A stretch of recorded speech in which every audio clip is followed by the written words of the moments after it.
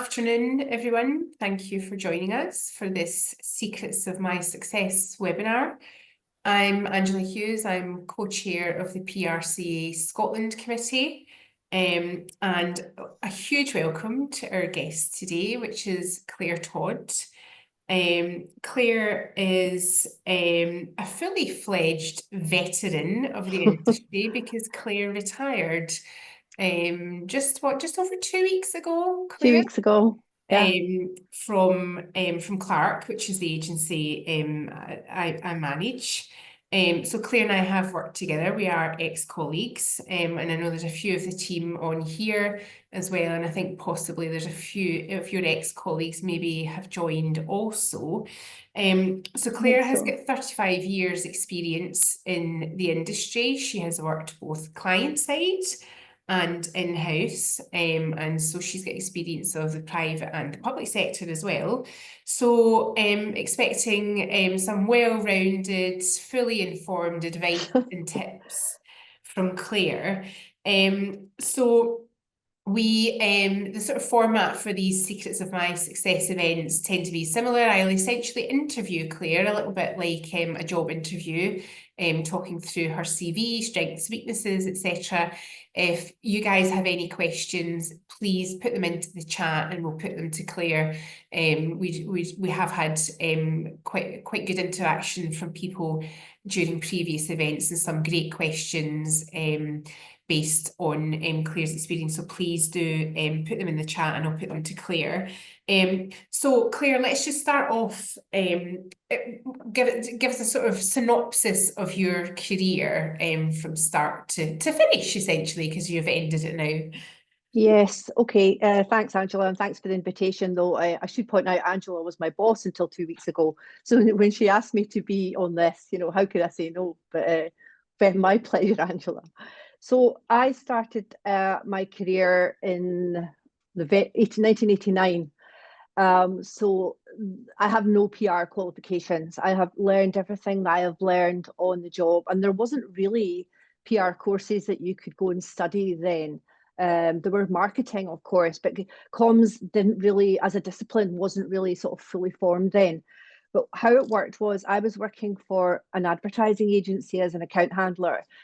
So it was my job to develop the brief for what the client was looking for, brief that into the advertising, the creative team, take that output and present it to the client, which was interesting. But I felt like I was like project management only. I wasn't really contributing.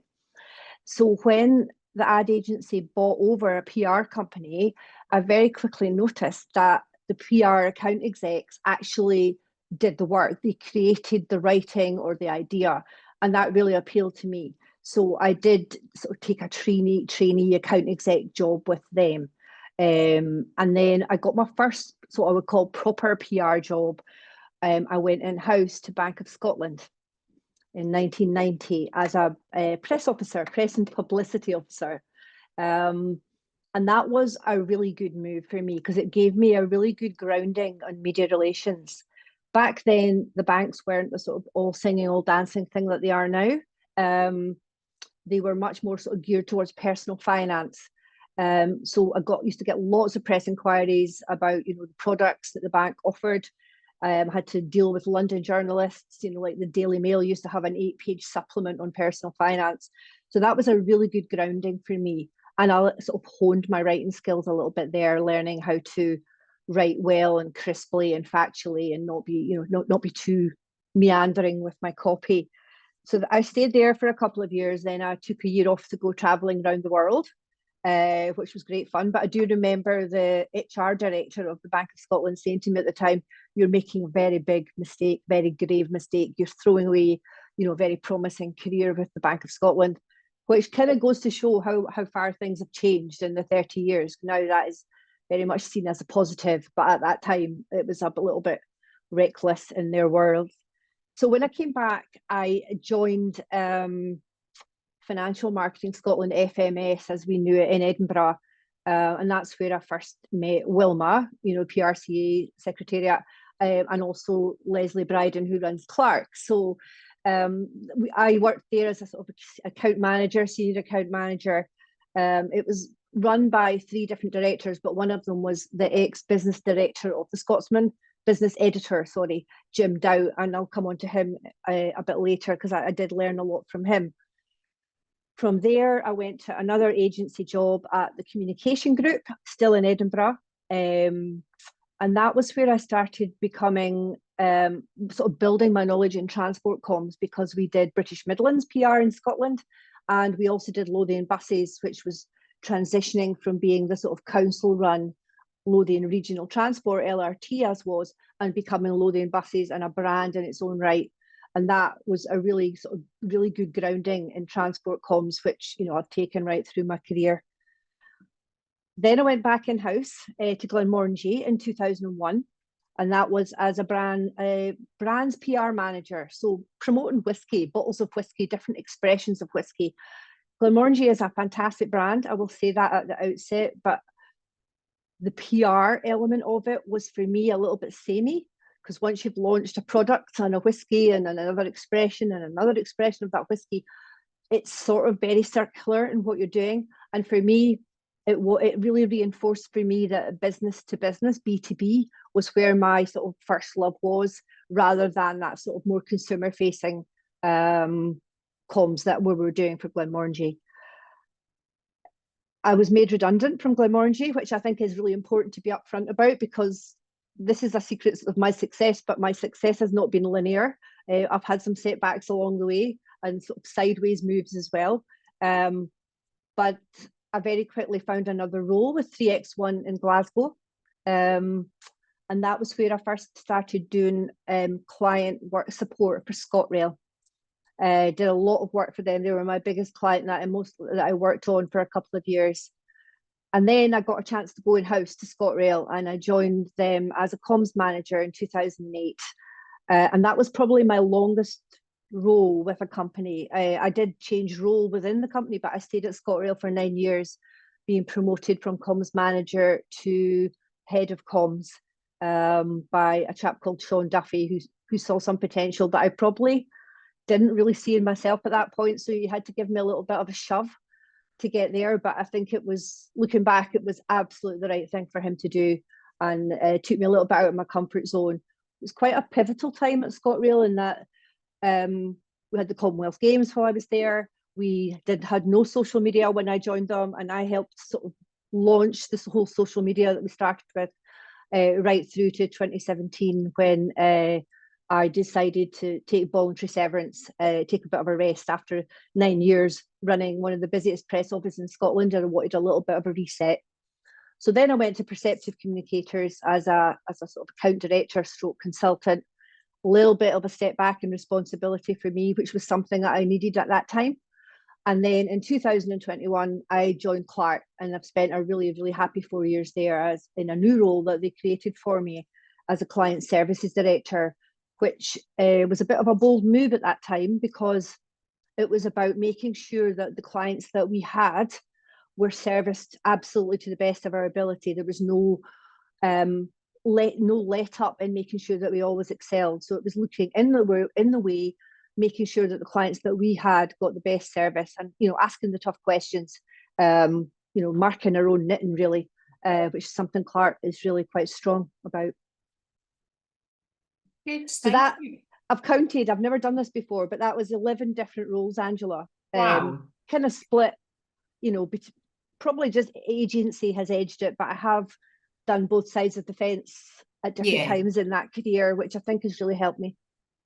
Yeah, I've done both sides of the fence as well, and I do think it's I think it is great experience. I won't ask you which of the 11 jobs has been your favourite, because I already know the answer to that. Absolutely, of course you do. But I just want to pick up on a couple of things that you'd mentioned there when you were talking about your career. One is that you started out and you didn't have any PR qualifications. And essentially, you know, I guess your entry level role to the creative industry was through an ad agency role. Yeah. And so how do you feel about the fact that you didn't have any PR qualifications? Obviously, you don't have a point of comparison or reference, but did you feel that it held you back in any way? And do you think that what did you learn from that sort of ad agency initial experience that you were able to take across into the PR role? I didn't feel it held me back, because every job that I went for, in the sort of first 10 years of my career, I got. That sounds really arrogant, but it's just true. And I think in that stage, initially, I'm not saying that's the case now, but in that case, they were more interested in the sort of skills that you had and the attitude that you had, along with the sort of building experience that you had as well, and the sort of things you were. So I didn't ever feel that I was judged harshly for it. Having said that, I have tried to study and bring my skills up to speed as I've gone through, making sure that, what I learned back in 1990s is not always as relevant now in the world of AI and 24/7 communications. So although I didn't come into the industry with, skills, I have made sure that I've kept on studying and learning through the years. The second part of your question, I have forgotten. What was it again? Anything that you learned in the ad Yeah, agency role that you sort of felt yes, was that's right. The ad helpful? agency role. Lots about client servicing and delighting the client, and taking a brief very carefully, making sure that the client agrees with the brief, because it can shift a little bit, and delivering on time and on budget, and making sure learning how to budget.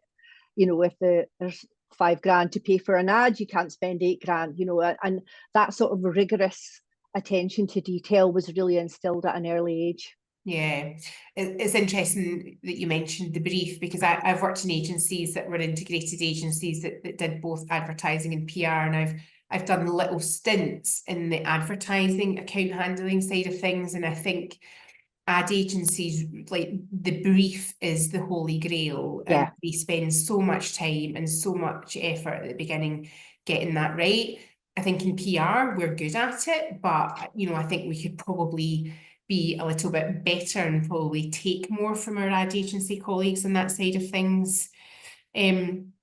definitely. Yeah, in terms of you obviously talked about your 11 different roles there. There's a couple of people that got a mention: Jim Dow, Sean Duffy, I think you said, Yeah, at yep. ScotRail. So are they the people that you feel that have been most influential in your learning and progress, and anyone else that's been a fantastic mentor to you throughout those years? I want to mention Jim in particular, just because his background as a business editor of the Scotsman was just so helpful to a young account handler, because he taught me how to find the story in something, and that was not necessarily what the client thought the story was. So he taught me that, how to dig around and squirrel away to get an angle for your first paragraph, where you have to get the story sold anyway, or your first selling. He taught me how to not always take the first thing that the client said, because they think, oh, this is the angle that we've got a new CEO. Well, actually, maybe perhaps that's not the news angle. He also taught me about what he called Hoover jobs, and I bet Wilma is smiling as this, and that is where you do a story where you get more than one client into the story, because you just hoovered up all the different client messages into one story. So he taught me about that. So he was Been quite probably the difficult. biggest. Just what you're Sorry. saying about the news angle, you're right. Clients do often come to us and say, can you write me a news release on X? And it can be quite challenging, particularly if you're more junior level, to sort of push back on clients. So did Jim give you some advice around how best to manage that? I he didn't give me advice, but I would be at meetings where I saw him in action, and he had a very kind way of not making the client look stupid, because that's never going to be a benefit for anybody in the agency world. He had a very nice way of saying, oh yeah, but yeah, we could do that, or I wonder if we could I run another idea by you that I think might just work, because. So he would do it in such a way that it was very collegiate, and the client could say, oh yeah, I love that, without any sort of loss of face for the client, which is something I still try and do. I have done all my career because of Jim, is find a way to offer something that will make the client look intelligent, clever, savvy to their internal Yeah. audiences, because as one of the things on the agency side that sometimes does get forgotten is the what are the pressures on your client? Who is it in their business that they need to show that they're doing a really good job? Can we help them do that? Now you won't win every, I've had clients say, yeah, no, but I want to go with my idea. You don't win every time you try that, but I think you have to try. And it comes back to that thing that is really important to me of being a true consultant is not just saying, yes, I'll do that, yes, I'll do that, yes, I'll do that. It's, yes, we could do that, but this way might work better because, and have a bit, have a rationale behind your idea so that the client can see where your thinking process is. That's good advice. Anyone else apart from Jim? It's been yeah, Sean Duffy was very good. He wasn't a comms person, but he was my boss at ScotRail. But I think that was good because he sat on the executive team of the sort of management of ScotRail. He wasn't a comms person, so he relied very heavily on me for writing and the storytelling element. But he was very plugged into the business of the railway and how that could then impact onto how the communications was managed and strategic approach. And most of the people on this call will understand that the business objectives of a company and the comms objectives should really mesh. So we worked together in partnership very well there. He brought an insight that I didn't have because at that point comms wasn't on the exec team. It is now. I'm really glad to be able to tell you, but it wasn't then. So that made our comms stronger because he trusted me enough to tell our team, this is why this is happening. This is why we're making this change to the fares. This is why the Inverness train is going to be cut for the next 6 weeks. It's because of this. And you would learn some of the proper business realities that were coming through that then had to have a bearing from a comms perspective. Yeah, I think that's a really good point you make, Claire, about comms objectives and business objectives should be hand in hand. We should all be striving to deliver strategic PR. Sometimes, though, you can kind of lose sight of that, particularly if you are under pressure to meet some KPIs and sort of go down the route of coverage for the sake of coverage, for example. Yeah. But actually, at the end of the day, it's not actually delivered anything strategically for the client. So that's a really good bit of advice and knowledge there. I want to go back to something else that you mentioned in your intro bit. And it's when you talked about redundancy and the fact that your success hasn't been linear. Yeah. I think that if we can sort of maybe drill into that a little bit, because there will be people who on this call who have perhaps experienced redundancy themselves. Or it might be something that, they think, well, I'm not sure how I would cope with that. And it's, organizations go through redundancy programs for various reasons. But if you're an individual that's involved in that, it can be difficult to kind of not see the bigger picture and think, oh God, maybe this isn't the job for me, maybe it's not the sector for me. So are there any sort of tips and advice that you could give in hindsight and in terms of how you handled that and how you moved on from it? Yeah, I think being completely honest, because of the point I made about my love for business to business comms versus consumer PR, it wasn't as big a blow to me as it might have been because it gave me a bit of a kick to go and find B2B again. So, but having said that, it does knock your confidence. It happened because the Glenmorangie family sold the business to Louis Vuitton Moet Hennessy. And they wanted a completely different structure, a lot more led from the Maison in France. So I tried to separate what was happening to me with what the business strategy of Louis Vuitton was for that brand. And it wasn't personal because they restructured the whole marketing team. So I did try and sort of take some of the emotion out of that. It wasn't easy, but I had really good contacts by then, right across, the agency leadership. And a couple of phone calls later, I was having a sort of semi-formal interview about a role, and I didn't have any gap between leaving and starting another role.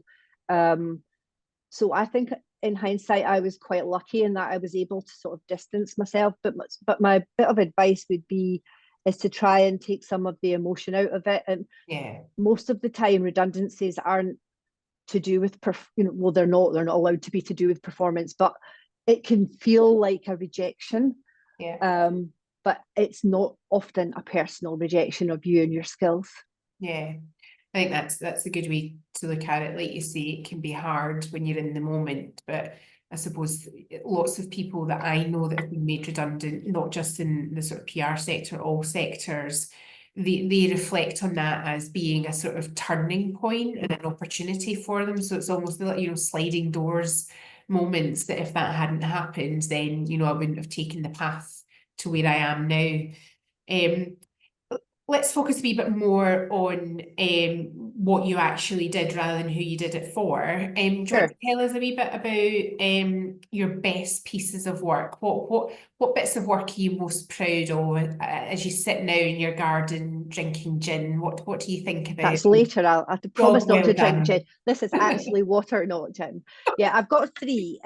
One, a sort of project, one about crisis management, which I thought might be interesting, and one to do with Clark, if I can just talk a little bit about them. The Commonwealth Games in Glasgow really stuck in my mind. That's 2014. Yeah. And it was, you sort of think, well, how involved was ScotRail in the Commonwealth Games? But actually, it was a massive piece of work because it was the biggest amount of people ever traveling to and from Glasgow at one, sort of for a sustained period. It wasn't just like for a big gig or anything, it was for 3 weeks.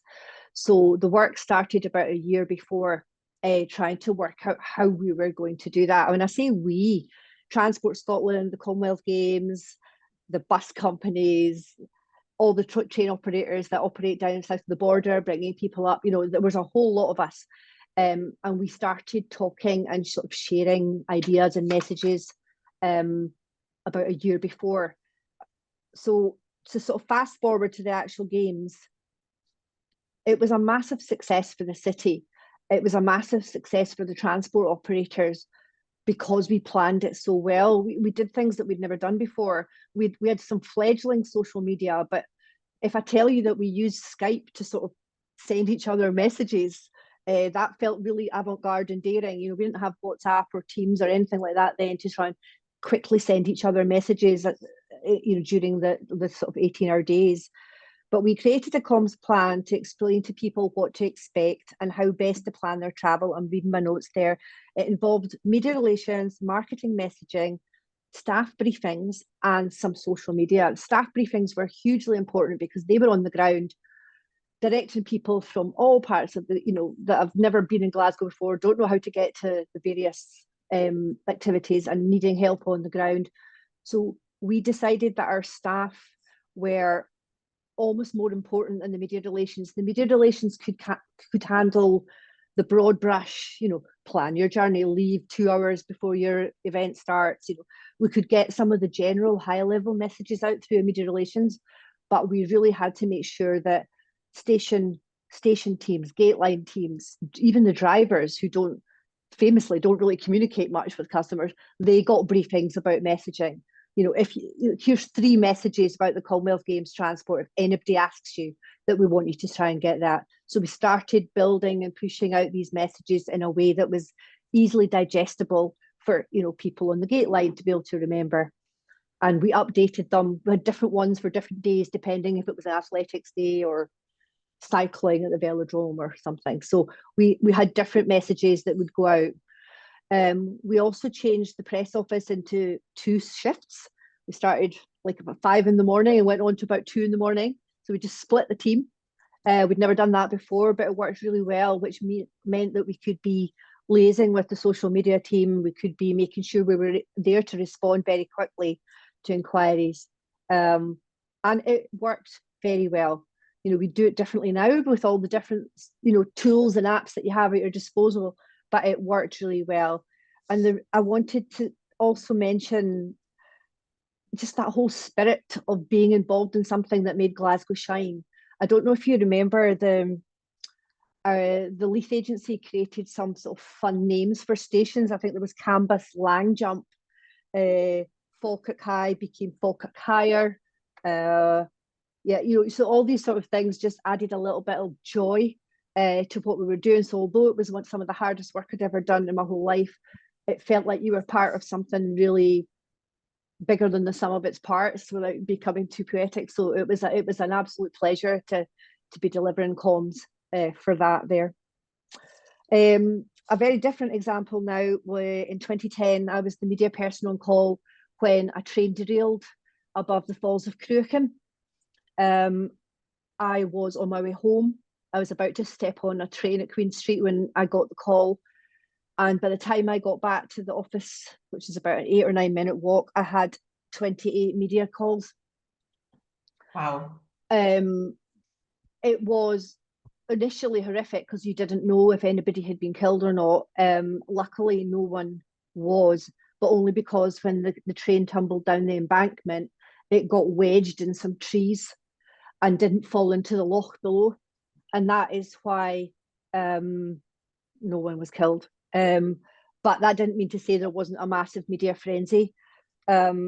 Most of you will, I think there might be people here from Fire Scotland, so I'm sure you know more than I do about crisis comms, but the takeaways that I got from that date were, and I'm just going to read these out, Angela, commit to regular updates to the media, every hour or every 2 hours, commit to it and stick to it. Even if you don't have an update, tell the people that are waiting for an update that you don't have anything further yet, but stick to some sort of cycle.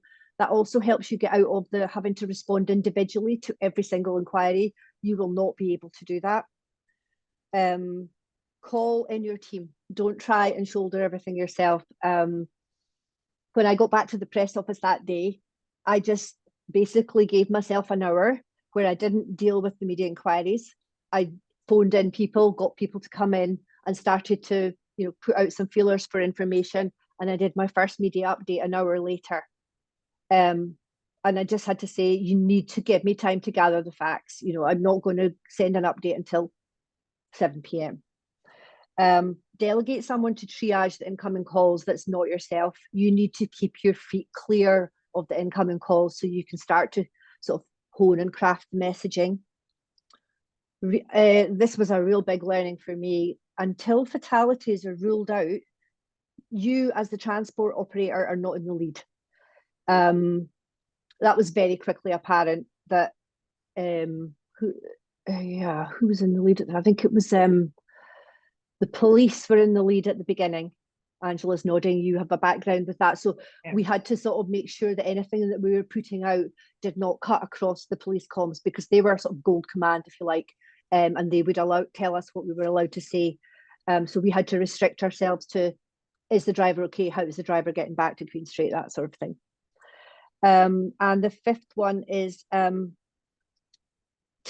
every inquiry and response you send out, because in a fast-moving situation where things change all the time, it's very easy to lose track of what was correct at that time. So what was correct at 7 p.m. might not be correct, or might be refined or honed by 8 p.m. So if you time every single inquiry that comes in and when the answer went out, you start to build up a little picture, well, of that was correct at that time we told you. And that just stops lots of confusion further down the line. And it also gives you a sort of timeline of how you handled the crisis. That was my second one. My third one was finishing on a high point at Clark. One of our clients is Seafood Scotland, and in 2022, they decided to appoint Chef Monica Galletti as a global ambassador for Scottish seafood. So I was project manager for that. I had to brief the film production company. I had to deal with the agent, celebrities agent. That was a lot of new things for me there. What do you mean you want a car to the airport? Are you not going to travel there like a normal person? No, you organize the car to the airport. So there was lots of things I had to do there: production, media relations, liaising with well, actually, let's take a step back. What we did was we brought Monica up to Scotland. We thought she can't be an ambassador for Scottish seafood till she's touched, breathed, seen, met the people. So we took her on a whirlwind sort of tour, 5-day tour of Scotland to meet the fishers, meet the salmon growers, go out in a fishing boat, just really immerse herself in the seafood industry in Scotland. And it was the absolutely the right thing to do, because she left after 5 days full of stories, full of great messaging about the people that she met, the quality of the seafood. So it meant when we filmed with her, it was actually really authentic, because she meant it. It was from her heart. Yes, she was being paid, but that whole authenticity of Monica Galletti, as she is as a person anyway, combined with the fact that she'd met the people, we didn't give them a script. They just were interviewed by her, and she found out herself. So she did the 5 days, and then we had to create a website, we had to create a video, we put a big press release out, which got something like over 200 pieces of press coverage in the UK and abroad. But it really delivered on the fact that at the moment 80% of Scottish seafood is exported, and this was about, shouldn't we be keeping some more of it in the UK for ourselves? Shouldn't we try to be encouraging people to do that? So I was really proud of that campaign. It stretched me like nothing else. I was driving a Land Rover round about Scotland with Monica Galletti in the back, so trying to make sure that we kept her safe. We didn't get her overtired. She was not falling out with the film crew. You're weather forecaster, you're a travel agent, you are a problem solver for everyone. You're writing scripts at 2 o'clock in the morning because the film producer decided he wants to do something different the next day. Was The some of the weird hardest and work wonderful things I've we ever do done. as Yeah. PR practitioners. Yes. That's great, Claire. Those three examples really sort of, I guess they really illustrate how varied a career this can be. Dealing with some of those high profile and really interesting events. And in terms of the train derailment, obviously, unless you work in comms for emergency providers or sort of transport providers, you do these sort of exercises and training and tabletop routines to rehearse for stuff like this and make sure that you're prepped. But I mean, how did you feel, like, from a sort of personal perspective, how you reacted to that? I guess sometimes you don't know how you're going to react to a situation unless and until you're in it. And something like that, particularly where there were potential fatalities, people being injured, there is potential for people to kind of lose their head a little bit, or, just really feel, I really can't deal with this. Was that something that either you or any of your colleagues experienced? Do you think in hindsight, are there things that, you need to think about from the perspective of the well-being of yourself and your team when dealing with that kind of incident? That's a very good point. We'd had training before this happened in, like major incidents. I had attended some training, so had the team. I wasn't head of comms at this point. I was still a comms manager. So I had support above me, that could sort of make sure that we all took turns. The 5 points that I shared with you, we didn't all do them then. That I've kind of distilled them with some of the benefit of hindsight. Yeah. For example, the one about timing, timing what you said at 3 o'clock and what you said at 7 o'clock. That's we didn't do that, and then things started to get a little bit muddled. When we're trying to work out, well, okay, I'll go back and check my email. What time did you send that? Oh yeah, I sent that at 2 o'clock. So it was, yeah, we didn't get everything right that time, but we had a big enough team that we could share out the pain points a little bit. No, that's not the right word, pain points, but we could share out the sort of the big thinking, right? What do we need to do next? What do we need? And take a little bit of time and have some downtime. Yeah. Because I think it is very easy to suddenly just say, oh, I'm going to stay till it and get it all done. I'm going to make sure everything's done. But then the next day, your brain's, you've had 4 hours sleep, and then you're trying to remember, what do I need to do first? And that's when the mistakes happen. So yeah. I think because we had a big enough in-house team, we were able to sort of share that load. Yeah. And I suppose one of the learnings might be then, if you are a smaller team and something like this happens, think about who your B team is, what your backup people are going to be. because you cannot sustain that level of on duty-ness for more than a couple of days. Yeah, that's a good point. You mentioned there that, you know, that sometimes when people are sort of frazzled, thinking about too much stuff, dealing with a sort of an event involving trauma, that's when mistakes are made. And that's something I want to talk to you about next, is the mistakes that you've made throughout your career. Now you've retired, so you don't have to be worried about you know, the blots and the blemishes on your CV. So tell all, anything that you've done that didn't work out the way you intended, or any sort of massive blunders that you've made, and, you know, learned from them, and what we can all learn from them. I became the story once, which is a real no-no. Oh, that's a no-no. I'm not going to name the company because it's not fair, but I did give a comment briefed by a CEO to a tabloid editor. That turned out to be untrue, that statement. It was not correct. But the newspaper had gone to print. So the CEO told me that it wasn't true. And I said, well, why did you tell me that it was? And he was a bit flustered, and he said the correct information only came to light after he briefed me. But what happened was the editor was so furious that he published a follow-up piece with a picture of me and naming me and saying that I'd misled, I'd given him wrong information deliberately. I was mortified. Did he call you a spin doctor? Did he call, I think he did, actually. Yeah, this company's spin doctor tried to deceive this paper, Scottish tabloid. But what really heartened me, well, I was mortified that the CEO was laughing. He didn't really care, but I was mortified because it was my own professional reputation. And I do remember two people who picked the phone up to me that day. One was Frank O'Donnell, who went on to become editor of the Scotsman. He went, that's Clare, that's not fair. And, you know, I knew you wouldn't have done that. I would never have done that, even if I thought you'd taken that action. And another person, I don't know if she's on the call, she was down to come, Ruth MacLeod from Church of Scotland.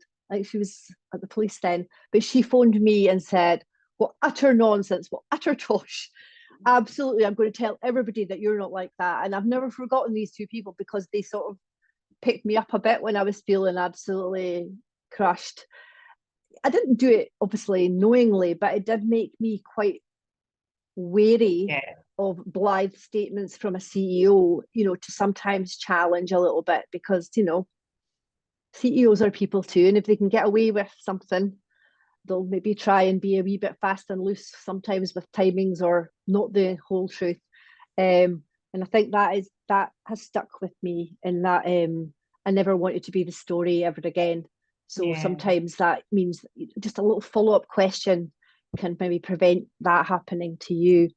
But just to finish on a slightly lighter note, a few months later, remember I said I worked for British Midland as well. Well, we used to give free tickets to journalists, and the same tabloid editor must have forgot it was me, and he phoned up looking for free British Midland tickets.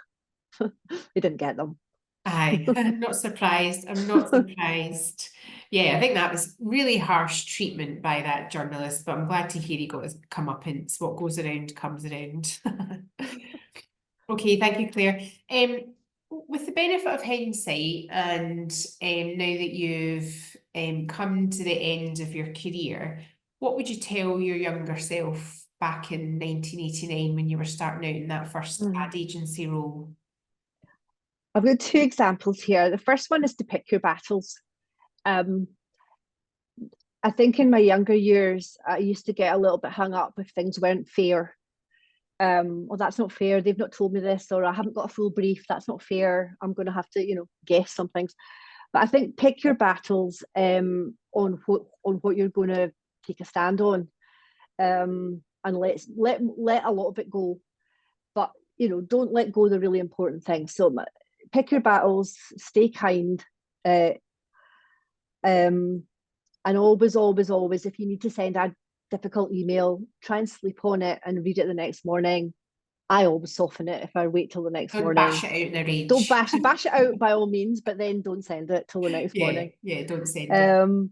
But the other one, I suppose, links to something I've already said. Have the courage to give your best advice. We are PR consultants, whether you're in-house or agency, and that does not always mean saying yes, yes, absolutely, I'll go and do that. Gently probe, challenge, and sometimes the best advice isn't what the client wants to hear, and it does take some brave pills to sometimes say it. But yeah, I have tried probably more laterally in the last sort of 15 years to do that. And it does get a wee bit easier as you get more experience and you start to learn to judge when that is okay to do. Yeah, you're absolutely right. A lot of that does come with experience, building your knowledge, and therefore you have more confidence. But I think it does make you a better practitioner if you do question stuff and push back, and don't be afraid to challenge it at the right times. We've got a couple of questions that have come in. One is from Emma Davies. Hello, Emma. She's asking, what has been your preference, agency or in-house?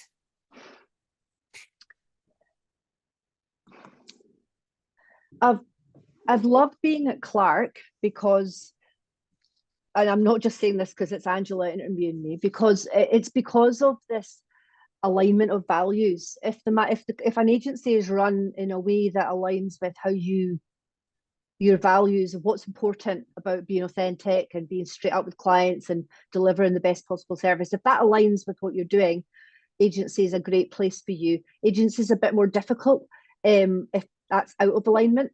And a couple of times in the past that has happened, and it's a little bit more challenging. The benefit of in-house is obviously you can get under the skin of your topic or the expertise, whether it's transport or anything that you're doing. You get a bit more under the skin, but you're a lot more drawn into the politics of organizational, the way the organization is structured. You've got a lot more people calling on you. Can you just knock me out a press release? Can you just do your PR? Sprinkle some PR fairy dust on this hot mess that I've got here. So it's a little bit harder that way. I know I haven't really answered your question, but I think it really depends on, is it the sort of comms that you love? Is what the organization does make your heart sing? Does it make you feel that you are adding some value? Then you're probably fantastic in an in-house role. Yeah. If you are in an agency role, you're exposed to lots of different sectors and areas of business, which is a real plus. But make sure that the management team and you see the sort of important things together. Yeah, I mean, I think there are pros and cons to both of them, and quite often, particularly I guess within house roles, it can depend on the company, the organisation, the sector you're in. And I think also as well, sometimes it just comes down to, as an individual, what's your preferred way of working, what matters most to you, what are your strengths and weaknesses, and sometimes it's about matching up, does in-house fit my style of working better than agency or vice versa. The other question that we've got is from George Francis here at Clark, in your old team, Claire. And actually the question he's asked is the same as my next question for you, which is, over the past sort of 3 decades since you started in the industry up until a couple of weeks ago, you must have witnessed an awful lot of changes in the industry. What would you say are the most significant that you've seen during those years? The pace of the news cycle has changed enormously because of social media and the internet. It used to be print media and you had a couple of days to go back to people. Now it is so much faster. So that is obviously the biggest change, but more widely, in previous decades, big businesses could hide some fairly dodgy dealings by just being big and denying things, and they would challenge journalists and say that's not true. And I think consumers or any stakeholders now, they demand quite rightly a lot more. So it used to be used to be a healthy product. Say, oh, I'll tell you this product is healthy. Now consumers go, what do you mean it's healthy? Can you send me a link to the research study that shows how healthy this product is? What ingredients are in that healthy product? Does it contain? And I think all in all, while it might make the PR job a little bit harder, I think that is a good thing, because that power of big business over the consumer has balanced out a lot more. And I think that chimes really nicely with the sort of importance of authentic public relations, being authentic, no matter how big you are, standing for something, being upfront with who your customers are. That's probably the biggest thing, but I like that change.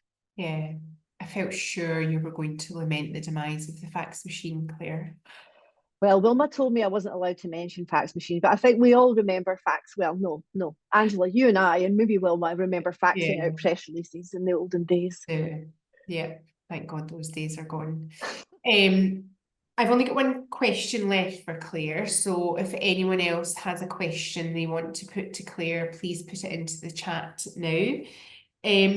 Just, I guess, as a sort of concluding question, we've got people on the call that are at various stages in their career. Yeah. What would be your top tip to those who are either starting out or just in the early stages, maybe in the sort of first few years level? What would you tell them to do?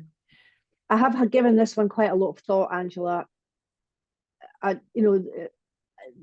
What I've settled on is about finding a way to connect with people, and I mean clients and colleagues.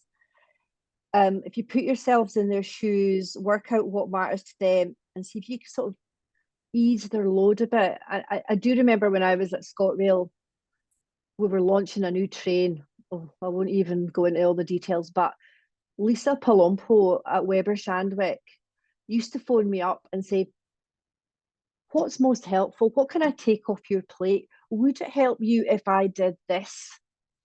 I know I was going to write that press release, but how about I park that and I do this instead? And you know what? She was an absolute godsend, because she just had honest conversations with me about how she could help. She was flexible enough to just roll with changes. Nothing was too much of a problem. So I would say a lot of the time, a career in comms is about problem solving, nailing the brief, coming up with a news angle. So become known as someone who helps solve problems. I think probably would be my one thing. That's a great tip. Be useful.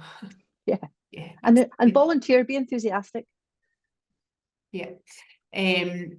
We've got a wee question in from Adrian Mahoney. Oh, hi, Adrian.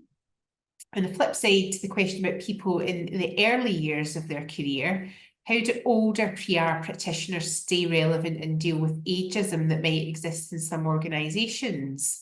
I don't know if that's something you feel that you've experienced, Claire, but if you've got sort of any advice or guidance or thoughts on that. I wish I had the little retirement book that you all bought me, but no, I have been lucky in that I have not experienced overt ageism. I just have not had it at all from clients or colleagues.